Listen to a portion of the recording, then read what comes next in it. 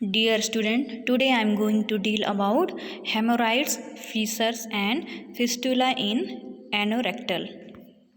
Now we will see the firstly definition of hemorrhoids. Derived from the Greek word hema, bleed plus rus, following pile, derived from the Latin word pila, which means ball. It is the abnormal downward sliding of anal cushions due to straining, characteristically seen in 3 to 7 and 11 o'clock position. So hemorrhoids क्या है? Hemorrhoids are swollen vein in lower rectum. तो hemorrhoids किसे बोलते हैं? Haemorrhoids के जो lower rectum में जो वेन्स प्रेजेंट होते हैं, है ना, तो जो लोअर रेक्टम के वेन्स हैं वो स्वेलन हो जाते हैं. This is called haemorrhoids. तो जो मेनली जो हेमोराइड्स होते हैं वो पेनलेस होते हैं, जिसको हम बोलते हैं piles. So derived word from Greek word Hema means bleed. तो हेमा का मतलब होता है ब्लीड और रूस का मतलब होता है फ्लोरिंग, है ना. तो फ्लो हो रहा है, जो ब्लड फ्लो होता है, तो उसको हम बोलते हैं haemorrhoids. Pile derived from the Latin word Pila which means बाल.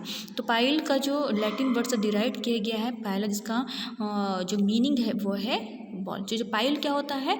एक सर्कुल एक राउंड शेप में होता है ना. जो पाइल्स क्या होता, कैसे दिखता है? उसका स्ट्रक्चर राउंड शेप का होता है, तो उसका जो मीनिंग है वो बॉल यानी कि राउंड शेप का होता है. Okay, it is the abnormal downward sliding of end cushion due to straining, characteristically seen in 3 to 7 and 11 o'clock position.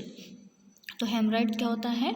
एक एबनॉर्मल डाउनवर्ड स्लाइडिंग पोजीशन को होता है ना. और जो और क्या होता है इसमें, जो कुशन्स होते हैं, है ना, वो क्या, किसके कारण? स्ट्रेनिंग के कारण, है ना. मतलब जो आसपास के जो मांसपेशी होते हैं वो क्या होने लगते हैं? स्ट्रेनिंग यानी तनाव होने के कारण वो क्या करते हैं? धीरे धीरे स्लाइड करने लगते हैं ना, मूव करने लगते हैं, है ना. एबनॉर्मल डाउनवर्ड मूविंग उनका होने लगता है ना. और जो उसका कैरेक्टरिस्टिक क्या देख सकते हैं हम लोग? वो क्लॉक पोजीशन में प्रेजेंट होते हैं. ओके, तो हेमराइड्स क्या है? Haemorrhoids are swollen veins in lower rectum, है ना. लोअर रेक्टम में कि जो वेन्स हैं वो स्वेलन हो जाते हैं, उसको हम बोलते हैं हेमोराइड्स, है ना. और जो यूजुअली जो हेमोराइड्स होते हैं, इंटरनल जो हेमोराइड्स होते हैं यूजुअली पेनलेस होते हैं, इसको बोलते हैं पाइल्स. नेक्स्ट है aetiology. Firstly we will see the hereditary, है ना. तो जो पाइल्स क्या होता है? हेरिडिटरी. अगर फैमिली में अगर किसी को प्रेजेंट है पाइल्स, तो वो क्या करता है? नेक्स्ट जनरेशन में भी ट्रांसफ़र होता है. नेक्स्ट है मॉर्फोलॉजिकल स्ट्रक्चर के कारण भी होगा. Superior rectal veins have no walls. और जो रेक्टल वेन्स, सुपेरियर जो रेक्टल वेन्स हैं उसमें अगर वॉल्व्स नहीं है तो उस कंडीशन में भी पाइल्स होने के चांसेस होते हैं. कॉन्ट्रैक्शन ऑफ वेन व muscular layer increase congestion lower rectum.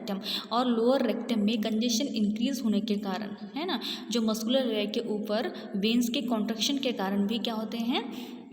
Piles होता है. जो लोअर रेक्टम में कंजेशन इंक्रीज होने के कारण और मस्कुलर लेयर के ऊपर जो वेन्स हैं उनके कॉन्ट्रैक्शन होने के कारण भी पाइल्स होता है. Straining, constipation, rectum, pregnancy, increase progesterone, है ना. और क्या हो रहा है? जो मांसपेशी के स्ट्रेनिंग होने के कारण, तनाव के कारण, ना, ड्यू टू कॉन्स्टिपेशन के कारण, अगर हार्ट स्टूल हो रहा है उसके कारण भी होगा, है ना. और ड्यूरिंग प्रेगनेंसी के टाइम में क्या हो जाता है?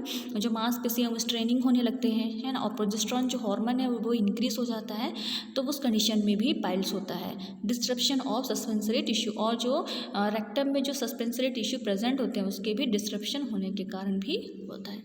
नेक्स्ट है टाइप्स. इंटरनल 3, 7, 11 क्लॉक, है ना. तो क्या होता है? इंटरनल हेमोराइड्स भी होता है जो कि क्लॉक पोजीशन में होता है. External related to venous channel of the inferior haemorrhoidal plexus surrounding anal verge. Not true. Result of painful solitary thrombosis. तो एक्सटर्नल में क्या होता है? ये जो इंफीरियर वेनस चैनल के कारण हो रहा है. और ये क्या हो रहा है? जो हेमोराइडल प्लेक्सस और जो एनल वर्ज के चारों ओर प्रेजेंट होता है. और ये क्या होता है? मेनली पेनफुल होता है ना. एक्सटर्नल जो क्या होता है? पेनफुल होता है. और ये इंट्रो एक्सटर्नल क्या होगा? दोनों होगा. इसमें पेनफुल भी होगा और क्लॉक पोजीशन में भी होगा. इसमें देख सकते हैं normal veins of the rectum, क्योंकि जो नॉर्मल वेन्स हैं ऐसा रहते हैं. लेकिन जब इंटरनल हेमोराइड्स हो जाते हैं तब क्या हो जाते हैं? जो वेन्स हैं वो कॉन्ट्रैक्शन हो जाएंगे, है ना. और क्या होगा, स्वेलन होने लगते हैं। और एक्सटर्नल हेमोराइड देखिए क्या होता है, वो बाहर के साइड जो हेमोराइड वो प्रेजेंट होते हैं। नेक्स्ट है क्लासिफिकेशन।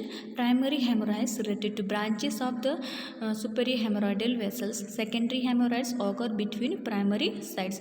तो जो प्राइमरी जो हेमोराइड्स है ना, वो क्या होता है, जो haemorrhoid vessel superior haemorrhoid vessels के ब्रांचेस से रिलेटेड होता है। और जो सेकेंडरी हेमोराइड्स है वो प्राइमरी साइड के बीच के कारण होता है। और सेकेंड है Goligher classification. First degree piles within that में bleed out don't come out. Second degree prolapse during defecation but return spontaneously, and third degree prolapse but replace manually, fourth degree permanently prolapse। तो first degree में जो piles हैं वो क्या होता है,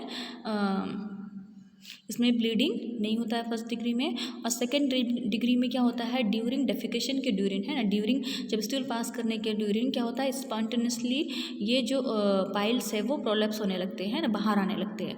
और थर्ड डिग्री में क्या होगा, प्रोलैप्स होगा, लेकिन इसमें मैनुअली हम उसको रिप्लेस कर सकते हैं। मतलब जो पाइल्स है वो बाहर आ जाएगा, उसको और मैनुअली हाथ के थ्रू है ना उसको हम रिप्लेस भी अपने उसके पोजीशन में कर सकते हैं।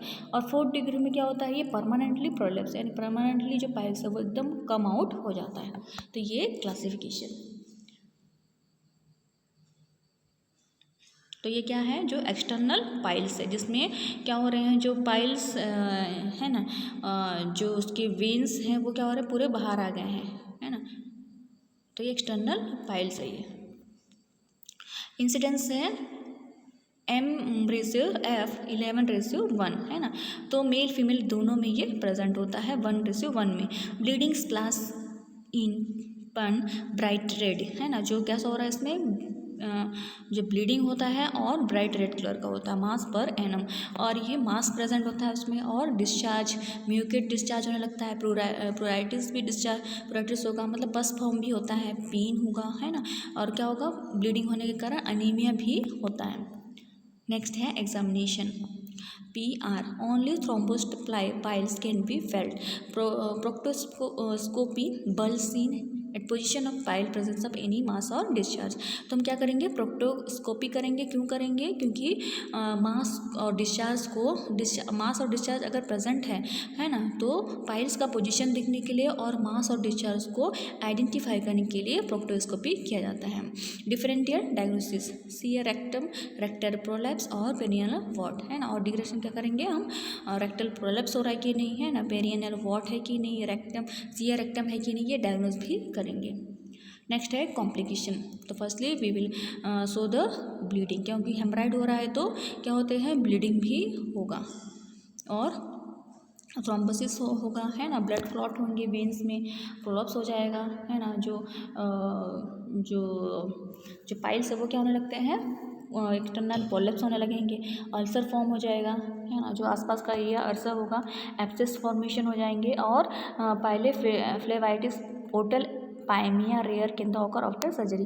और पोर्टल पाइमिया भी होने के चांसेस होते हैं, मतलब रेयरली है लेकिन आफ्टर सर्जरी ये चांसेस होता है। तो पाइले फ्लेवाइटिस क्या होता है, inflammation of renal portal veins. Okay, तो इसमें देख सकते हैं जो पाइल्स है उसका जो स्ट्रक्चर है वैसा दिखता है ना, पूरी तरह से प्रोलैप्स हो गया है पाइल्स। और दूसरे पिक्चर में क्या है, ये थोड़ा सा प्रोलैप्स है। ट्रीटमेंट है, विल प्रोवाइड द सिज बाथ। व्हाट इज द सिज बाथ है ना, तो सिज बाथ क्या होता है, जिसको हम टब बाथ बोलते हैं, जिसमें क्या करते हैं, एक टब में ल्यूकवार्म वाटर लेके उसमें क्या करते हैं हम, जो लिक्विड फॉर्म में जो मेडिसिन होता है उसको डाला जाता है। और जो पेशेंट अफेक्टेड है उनको क्या करते हैं, वहाँ पर बिठाया जाता है, जिससे क्या होता है, जो पाइल्स एरिया में क्या होता है, जो वार्म जो प्रेशर प्रोवाइड होता है, जिसके कारण उनको रिलीफ मिलता है। नेक्स्ट है laxative, will provide the laxative medicine. Laxative होने के कारण क्या होगा, स्टूल उनको क्या होगा, ईजिली पास होगा।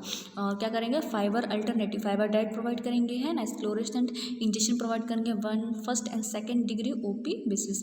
फिर है CL थ्रोम्बोस्ड प्रोलैप्स्ड पाइल है ना। और नेक्स्ट है Barron's banding cause ischaemic necrosis and bands place to see above the dentate line. इसमें देख सकते हैं रबर बैंड्स, तो जो पाइल्स जहाँ पर हुआ है वहाँ पर रबर बैंड से क्या करते हैं हम, रबर से बैंड के थ्रू हम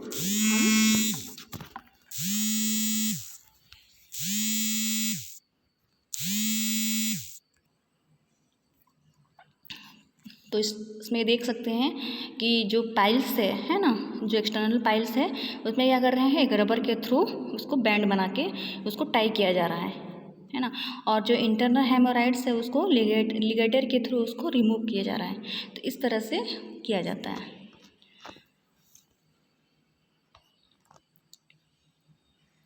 है ना। और जो हेमोरेक्टमी है वो कैसे करते हैं, इंस्ट्रूमेंट के थ्रू जो भी हेमोराइड है उसको पूरी तरह से रिमूव किया जाता है। नेक्स्ट है cryosurgery. Cryosurgery nitrous oxide and nitrogen causes necrosis. Cryosurgery के थ्रू क्या करते हैं हम, सर्जरी किया जा रहा है ना। Done with the cryoprobe disadvantage watery discharge. तो क्रायोसर्जरी का जो डिसएडवांटेज है वो क्या होता है, वाटरी डिस्चार्ज होने लगता है। Infrared coagulation, infrared waves cause blood coagulation. जो इनफेरेड कोगुलेशन क्या करते हैं, ये ब्लड कोगुलेशन को कॉज करता है। Laser treatment and stapler haemorrhoidectomy. और क्या करते हैं, हेमोरेक्टमी किया जाता है। स्टेपलर हेमोरेक्टमी थर्ड डिग्री जो पाइल्स है उसके लिए हेमोरेक्टमी किया जाता है। नेक्स्ट है open method. The Milligan-Morgan hemorrhectomy, inverted V incision, dissect the pile mass, take care of the internal sphincter, फिर है ligate pedicle with the absorbable suture and clover leaf appearance and fragrances and closed hemorrhectomy, फिर inverted V incision। तो इसमें क्या किया जाता है, B incision किया जाता है और पाइल मास को डायरेक्ट डिसेक्ट किया जाता है और इंटरनल स्फिंक्टर का टेक केयर किया जाता है ना। और क्या किया जाता है, एब्जॉर्बल सूचर के साथ उसको लाइगेट किया जाता है और लिप अपीयरेंस को कवर किया जाता है। क्या है, ओपन मेथड है। नेक्स्ट है कॉम्प्लिकेशन ऑफ हेमोरेक्टमी। तो हेमोरेक्टमी क्या है, कंप्लीटली रिमूवल ऑफ हेमोराइड्स है ना, उसको हम बोलते हैं हेमोराइडेक्टमी अर्ली। तो अर्ली जो कॉम्प्लिकेशन है वो है पेन होगा है ना, ब्लीडिंग और यूरिनरी रिटेंशन होकर होगा है ना। और डिलेड में क्या होगा, स्टेनोसिस होगा, रिकरेंस और इनकॉन्टिनेंस होगा। तो this is complication. External haemorrhoid में thrombosed external piles is also called a perianal haematoma. तो क्या होगा, पेरियनल हेमेटोमा होकर होगा जो थ्रोम्बोसिस एक्सटर्नल पाइल्स में, जिसको हम बोलते हैं पेरियनल हेमेटोमा बोला जाता है। और CF sudden onset olive shaped swelling painful and coloured at anal margin. और एनल मार्जिन में ब्लू कलर और पेनफुल स्वेलिंग ऑली शेप का होता है external thrombo haemorrhoids. And RX present within first 40 hours IND and evacuate clot है ना।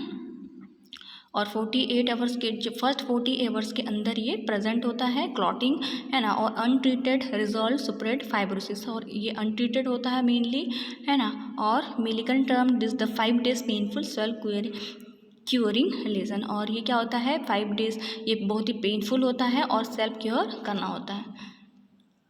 तो देख सकते हैं एक्सटर्नल जो हेमोराइड्स है ना, जो पाइल्स है हेमोराइड है वो एक्सटर्नली आउट हो गए हैं। नेक्स्ट है एनल फिशर। तो what is the anal fissure? An anal fissure is a small tear or a crack in the lining of the anus है ना। तो क्या हो जाता है, जो एनस के लाइनिंग में क्रैक और स्मॉल टीयर होता है उसको बोलते हैं एनल फिशर। तो इसमें क्या होता है, सीवियर पेन और ब्लीडिंग होगा है ना, सीवियर पेन और ब्लीडिंग होता है। तो this is a anal fissure. तो स्मॉल टीयर और क्रैक होगा कहाँ पर, एनस के लाइनिंग में। ओके।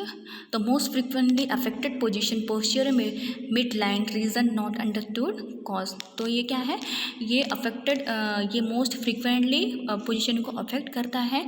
जो पोस्चर या मिड लाइन रीजन है वह उसको मेनली कॉज करता है। स्ट्रेंट इवोकेशन हार्ड स्टूल, और ये हार्ड स्टूल के कारण ये जो मांसपेशी है वहाँ स्ट्रेंट होने लगता है। और रिपीटेड डायरिया, और डायरिया के कारण भी एनल फिशर कॉज होता है ना। और following vaginal delivery anti anal fissure, और वजाइनल डिलीवरी के थ्रू भी क्या होता है, एनल फिशर कॉज होता है। तो इसमें देख सकते हैं जो एनल फिशर है ना, जो एनल जो है उसमें क्या फिशर बन जा रहा है, टीयर हो जा रहा है ना। जो एनस का रूट है वो टीयर, स्मॉल टीयर और क्रैक हो जाता है। This is called anal fissure. May be the acute और क्रोनिक, जो एनल फिशर एक्यूट और क्रोनिक हो सकते हैं, है ना। Ulcer in mid line of anal canal, और एनल कैनाल का जो मिड लाइन है उसमें अल्सर फॉर्म हो जाता है। When seen at the unusual site, और अनयूजुअल साइट में अगर जब हम सीन करते हैं तो suspect more the sinister cause like a chronic inflammatory और मैलिग्नेंसी सिम्टम। तो इसमें क्रोनिक इन्फ्लामेटरी कॉज होने लगता है, और एक्सक्रूएटिंग कटिंग पेन है टाइम मतलब डिफिकेशन एंड आफ्टर, और डिफिकेशन के टाइम में और उसके बाद में जो कटिंग पेन ऑकर होने लगता है, बहुत ज़्यादा पेन, चुभने वाला पेन ऑकर होता है ना। ब्लीडिंग ब्राइट रेड, और ब्लीडिंग होगा रेड कलर का ब्लीडिंग होने लगता है, ब्राइट रेड ब्लीडिंग होगा। म्यूकस डिस्चार्ज एप्यूराइटिस, म्यूकस डिस्चार्ज होगा, साथ में प्यूराइटिस भी होने लगता है, कॉन्स्टिपेशन ऑकर होगा। ट्रीटमेंट क्या होगा, conservative management should be tried as long as possible, और कंजर्वेटिव मैनेजमेंट के लिए हम ट्राई कर सकते हैं। स्टूल सॉफ्टनर और लैक्सेटिव शुड बी गिवन, तो स्टूल सॉफ्टनर और लैक्सेटिव प्रोवाइड करना है 2 to 3 वीक्स के लिए उनको स्टूल सॉफ्टनर और लैक्सेटिव प्रोवाइड करना है, ताकि जो फीसर्स हैं वो हील हो सके। Application of local anaesthetic agent like the lignocaine should be advise period to defecation, और लोकल एनेस्थेटिक एजेंट एप्लीकेट करना है, उनको अप्लाई करने के लिए बोलना है, जैसे कि लिग्नोकेन हो गया, है ना। तो उनको एडवाइस करना है कि ड्यूरिंग डिफिकेशन के टाइम उनको क्या करना है, अप्लाई करना है लोकल एनेस्थेटिक एजेंट जिसमें लिग्नोकेन।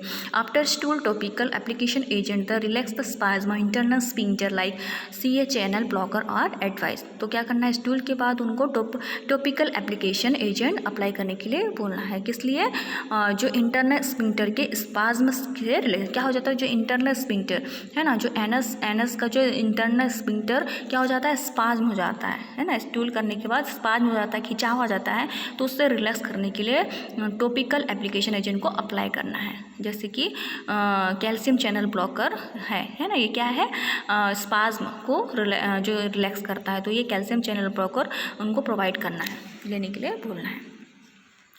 नेक्स्ट है सर्जिकल प्रोसीजर, लेटरल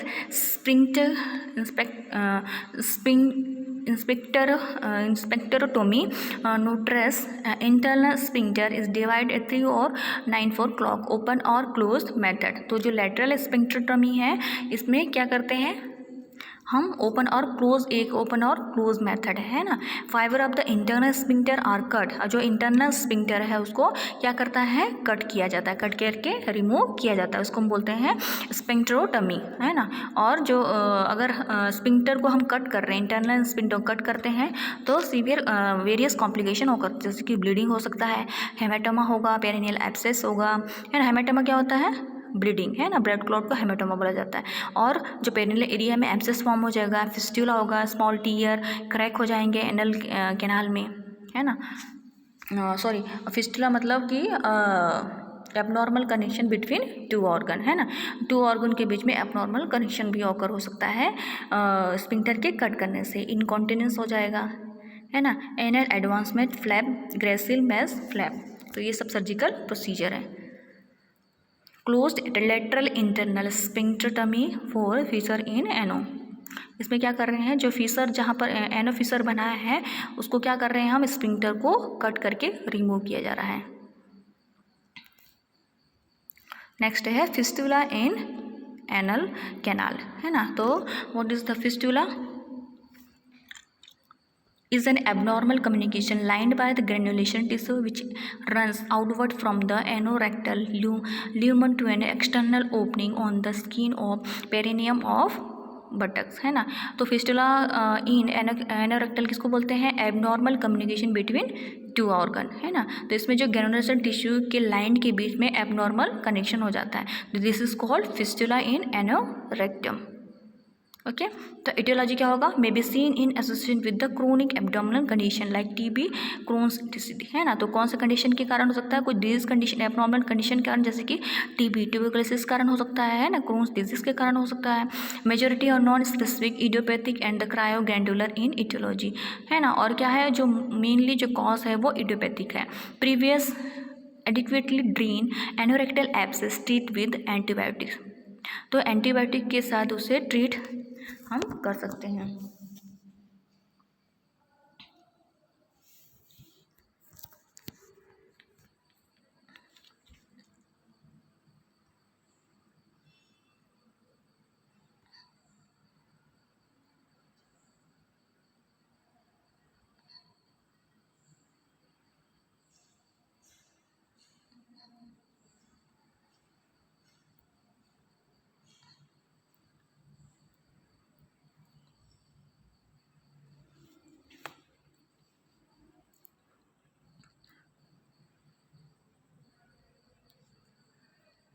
नेक्स्ट है presentation MF intermediate purulent discharge. इसमें क्या हो सकता है, इंटरमीडिएट प्यूरलेंट डिस्चार्ज होगा, है ना, डिस्चार्ज होगा पस के साथ, है ना। और pain once it began it to discharge pain, और इसमें पेन होगा, जब डिस्चार्ज होगा तो पेन ऑकर होगा।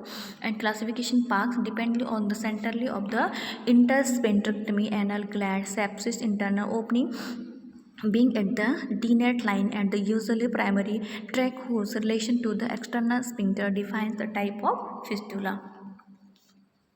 Internal sphincter and trans sphincter, external sphincters and supra sphincters. Intersphincteric does not cross the external sphincter, है ना। जो इंटर स्पिंक्टर्स है वो 45%, तो एक्सटर्नल स्पिंक्टर को हम क्रॉस नहीं कर सकते। क्रॉस द इंटरनल स्पिंक्टर, और इंटरनल स्पिंक्टर को क्रॉस करते हैं and run in intersphincteric plane to in blindly in the rectum, और जो रेक्टम के साथ इसे हम बाइंड कर सकते हैं, क्रॉस जो इंटरनल स्पिंक्टर को। फिर trans sphincter 40%। Primary track crosses both sphincter, दोनों स्पिंक्टर को हम क्रॉस कर सकते हैं। मे हैव सेकेंडरी रेमिफिकेशन, और सेकेंडरी रेमिफिकेशन भी हो सकता है। Often reaches roof of ischiorectal fossa, और circumferential spread of sepsis can occur in all planes, है ना। और ये प्राइमरली जो इजियोरेक्टल फोसा तक हम इसे उसके रूप तक हम पहुंच सकते हैं। ये है ट्रांस स्पिंक्टर जो 40% है, और inter sphincter 45%। Suprasphincteric fistula are very rare. जो सुप्रास्पेंट्रिक फिस्टुला है वो बहुत ही रेयर होता है। Difficult to different from high transsphincteric track, है ना। डिफ़िकल्ट होता है जो ट्रांसफेरेंट्रिक ट्रैक, और मे भी लेट्रोजेनिक हो सकता है। मैनेजमेंट ऑलमोस्ट द सेम, और उसका मैनेजमेंट है वो सेम है। और एक्स्ट्रा स्पिंक्टर है run without specific location to sphincter, और बिना किसी लोकेशन के उसको हम कर सकते हैं। रिजल्ट फ्रॉम पेल्विक डिजीज और ट्रॉमा, और पेल्विक डिजीज और ट्रॉमा हो सकता है। अगर एक्स्ट्रा स्पिंक्टर्स फिस्टुला है तो पेल्विक डिजीज और ट्रॉमा हो सकता है। क्लिनिकल असेसमेंट है, फुल क्लिनिकल हिस्ट्री, है ना। Take the full clinical history, PR and proctoscopy करते हैं, है ना। विजुअलाइजेशन है, identify the anal canal and site of external opening, external opening को साइट को आइडेंटिफाई करना है। स्पिंक्टर टोन को, palpable induration around external opening indicate lateral superior crack, और क्या करेंगे हम ड्यू टू द पाल्पेशन के द्वारा हम एक्सटर्नल ओपनिंग को चारों ओर पाल्पेशन करेंगे। इन्वेस्टिगेशन करेंगे, MR फिस्टुलोग्राम is the gold standard. MRI करेंगे, MR करेंगे, है ना। फिस्टुलोग्राम करेंगे, जो फिस्टुला जहाँ हुआ है उसको हम विजुअलाइजेशन करेंगे, आइडेंटिफाई करेंगे। फिर है नेक्स्ट है Goodsall rule. What is the Goodsall rule? The Goodsall rule relates the external opening of an anal fistula to its internal opening. It states that if the perianal skin opening is the posterior to the transverse anal line. तो जो गुडसॉल्व rule क्या होता है, ये external anal fistula का external opening है। तो गुडसॉल्व rule क्या है, एनल फिस्टुला का एक्सटर्नल ओपनिंग है ना, जो कि इंटरनल ओपनिंग के साथ जुड़ा होता है। It states that it the perineal skin opening, तो इसमें क्या करते हैं, पेरिनियल स्किन ओपनिंग किया जाता है ना। तो it is the external opening lies behind the imaginary passing through anus और anteriorly but the beyond 255 centimetre the internal opening in found the mid line posterior between the two sphincter the track being cured, है ना। तो जो गुडसॉल्व rule क्या होता है, इसमें क्या करते हैं, ये एनल फिस्टुला का एक्सटर्नल ओपनिंग से ये रिलेट होता है, लेकिन इसमें इंटरनल ओपनिंग के साथ भी जुड़ा होता है।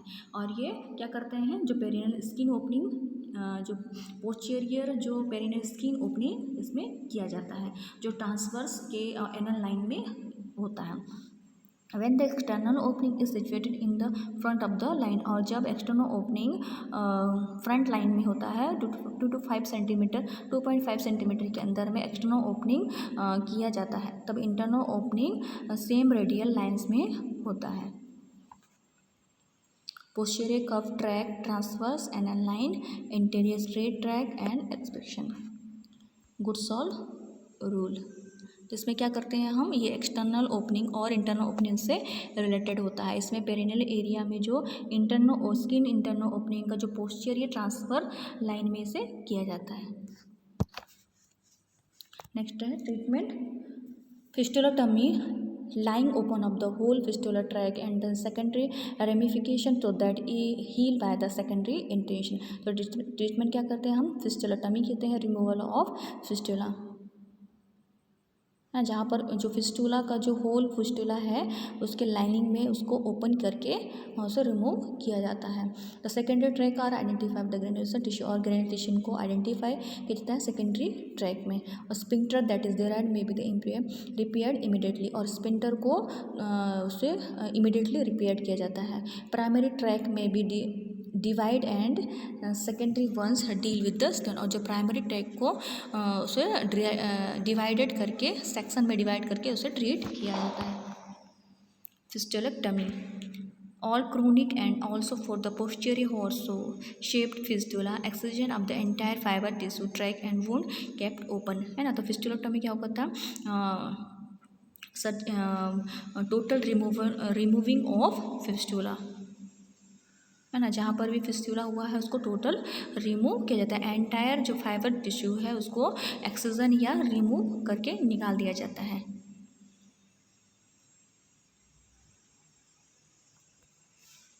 Fistulectomy, coring out of the fistula using diathermy and bad definition of anatomy, better healing.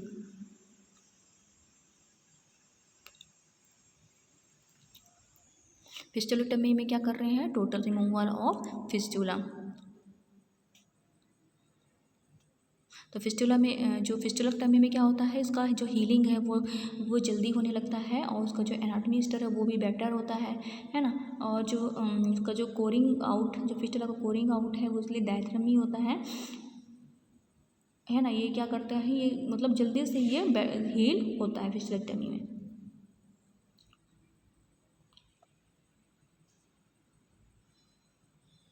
तो एक्सटर्नल ओपनिंग और इंटरनल ओपनिंग, जो फिस्टुला में एक्सटर्नल ओपनिंग और इंटरनल ओपनिंग को ट्रैकिंग किया जाता है, ट्रैकिंग करके उसको ओपनिंग किया जाता है। Intersphincteric fistula and recurrence rate 0 to 21%, जो इसका रिकरेंस रेट है वो 0 to 21% है। डिस्टर्बेंस इन कंटिनेंस टू 82% है ना, 82% इसका डिस्टर्बेंस कंटिनेंस है। Extent of the external sphincter division more than 30% होगा। Advance flap are use preserve both anatomy and function, है ना। जो इसका एडवांस क्लैप है क्या है, उसका एनाटमी फंक्शन प्रिजर्व होता है। फाइब्रिन ग्लू इसका यूज़ किया जाता है, ग्रेनुलेशन टिश्यू, इस जो ग्रेनुलेशन टिश्यू उसको रिमूव किया जाता है और ग्लू के साथ ट्रैक किया जाता है, promoting result advance preservation of sphincter. Use of loose section, achieve the effective drainage without the misery of incontinence, है ना। इफेक्टिव ड्रेनेज, जो ड्रेनेज है उसको कंटिन्यू किया जाता है। Allow privacies used an age कोल method of treating fistula to eradicate section track part of stage fistulectomy. तो लूज सेक्शन को यूज़ करके हम जो इफेक्टिव ड्रेनेज उसको हम अचीव करते हैं बिना किसी कॉन्टिनेंस के। और जो allow fibrosis so was used in as goal method treating, और एज गोल मेथड का यूज़ करके जो फाइब्रोसिस का है उसको हम ट्रीट करते हैं और पूरी तरह से फिस्टुला को इरेडिकेट करते हैं। Stapler use seal of the internal opening, और स्टेपलर का यूज़ करके इंटरनल ओपनिंग को सील किया जाता है ना। जो फिस्टुला करंट क्या वो इंटरनल ओपनिंग है, तो स्टेपलर का यूज़ करके इसे सील किया जाता है। Success rate of more than 90%, और इसका जो सक्सेस रेट है ये 90% से भी ज़्यादा है। एडवांस स्फिंक्टर प्रिजर्वेशन, और स्फिंक्टर प्रिजर्वेशन किया जाता है। Post of pain is minimum, और पेन क्या आफ्टर सर्जरी पेन बहुत कम होता है। Autologous adipose derived stem cells derived from the liposuction used, है ना। अगर एडिपोज टिश्यू क्या हो जा रहा है, स्टेम सेल्स, अगर एडिपोज जो टिश्यू क्या हो रहे हैं, जो स्टेम सेल्स एडिपोज जो सेल्स टिश्यू है वो अगर डिपोजिट हो रहे हैं तो लिपोसक्शन का यूज़ करते हैं। Used in combination with fibrin glue, और फाइब्रिन ग्लू के कॉम्बिनेशन का यूज़ करते हैं।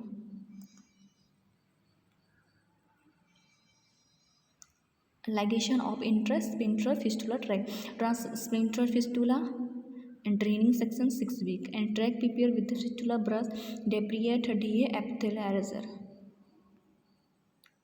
बहुत menu technique, ablation of the fistula track with the unipolar electro और यूनिपोलर इलेक्ट्रो के साथ फिस्टुला ट्रैक को एबिलेशन किया जाता है. Closure of the internal opening with the stapler और इंटरनल ओपनिंग को स्टेपलर के साथ क्लोज किया जाता है. Injection of the cyanoacrylate into the fistula track और फिस्टुला ट्रैक में क्रायोक्राइलेट का इंजेक्शन लगाया जाता है. इस तरह से इस टेक्निक के थ्रू फिस्टुला ट्रैक को पूरी तरह से क्लोज करते हैं. Okay, so this is a hemorrhoid, anal fissure and fistula. So thank you.